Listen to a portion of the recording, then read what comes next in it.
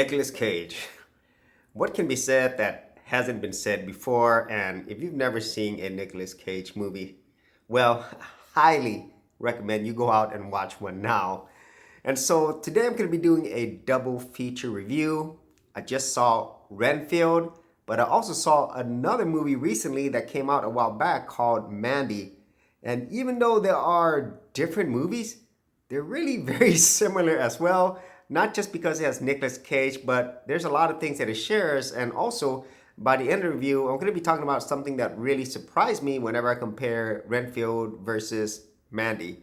So let's go ahead and get our Nicolas Cage on with these reviews of these movies. So let's go ahead and start off with Renfield, because ever since I saw the trailer, seeing Nicolas Cage as Dracula, I had to watch it, of course. And the last movie that I saw him in the theaters was Unbearable Weight of Massive Talent. I think that was the title. It had him and Pedro Pascal. Really good movie, especially if you are a Nicolas Cage fan. So when I saw this trailer along with Nicholas Hoult playing Renfield, I was really interested in seeing it. And so now that I've seen it, well, here are some of my general thoughts on this. So the story is about Renfield. He is a familiar, or basically an immortal assistant or slave to Dracula, and he's there to do everything for him, mainly killing people so that Dracula could feed on their blood.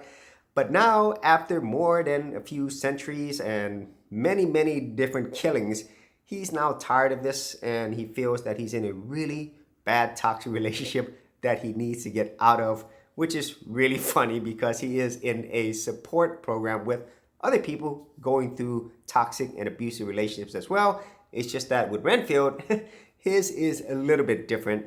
And within this, he does meet this police officer played by Awkwafina. Her name is Rebecca Quincy, if I remember correctly. And there's also a mafia gangster named Teddy Lobo, played by Ben Schwartz, who is the voice of Sonic the Hedgehog in the movie.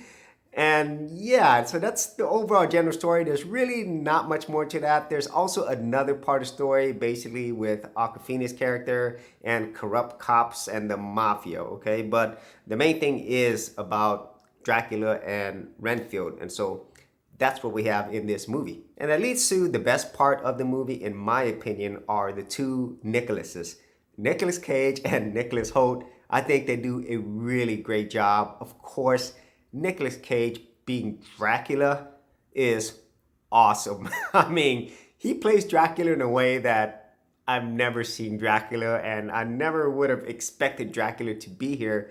And once again, this is pure Nicolas Cage, but in a very horrifying way because, well, he is Dracula, the Prince of Darkness. And even though there's a lot of comedic moments with him, the way in which Nicolas Cage plays his character, he is somebody that you're truly, definitely scared of because he's neither good, evil, he is just Dracula. And, well, he shows it many times through. And that is something that I really enjoyed about him. And since Nicolas Cage is able to play this supernatural character, all the things that Nick does in his movies, just going out of control, being over the top, it's perfect for this character. So at least for me, Nicolas Cage is the best part of this movie. But to go along with that is Nicholas Hoult's performance as Renfield. He does a really great job. You really sympathize with him. You understand him in a lot of ways. And he has his own comedic moments. It's just a lot more dry and subtle. But I thoroughly enjoyed his performance along with Nicolas Cage. And then since this is a dark comedy horror, you are going to see gore, but mostly you're going to see a lot of violence, you know, and just dismemberment, people getting punched and bloods exploding from their heads or arms and limbs getting stuck into people's body. It is so glorious. And since Nicolas Cage and Nicholas Hoult, they're pretty much like supernatural superheroes, okay? And you'll see it, you've seen something in the movie, but it's really fun, dark comedy action. And I would say I was very pleasantly surprised by that because I didn't expect that much to be in this movie. And as much as I love the scenes with Dracula and Renfield, whenever it got to the other parts of the movie with the cops, the mafia, well, it was really disappointing because even though I kind of understood why those elements were there in this movie, I just really feel like they spent way too much time there and it took me out of it because the most fun thing about this movie is seeing Nicolas Cage along with Nicholas Hoult and that whole dynamic. That's the most fun. And the other stuff, there's comedic elements, but it was just nowhere near the best of what Dracula and Renfield had to offer. And that's my overall summary of this dark horror comedy action movie. You will get the Nicolas Cage stuff, but it might not be as much as you want, especially when you get to the other part of the story. So now that we've talked about Renfield, let's head over to Mandy. For serious YouTubers, check out TubeBuddy, the premier tool news at geekoutdoors.com. Get more done today by checking out the affiliate link in the description area below. And so Mandy is a movie that came out in 2018. And it is similar to Renfield, believe it or not, because it is dark. There are horror elements. There are some comedic moments, and there is violence in here as well. But it's kind of hard to explain this movie because at times I really wasn't sure what I was watching. Okay, so the general story here is that Nick Cage plays a guy who has a kind of mysterious past. He might have been in the military in some capacity, we're not sure. But he now lives with his wife in the woods somewhere. And within this, there is this really weird cult, kind of religious cult, but not. And basically, they end up doing something to them. And then Nicolas Cage is on this revenge story. And within that mix, a lot of crazy stuff happens. And then Nicolas Cage becomes Nicolas Cage in a really violent manner. And if all of that sounds vague, well, it is. Because as I was watching this movie, you're kind of like in this whole drug-fueled dream. And that plays a large role in this. There is drugs in this.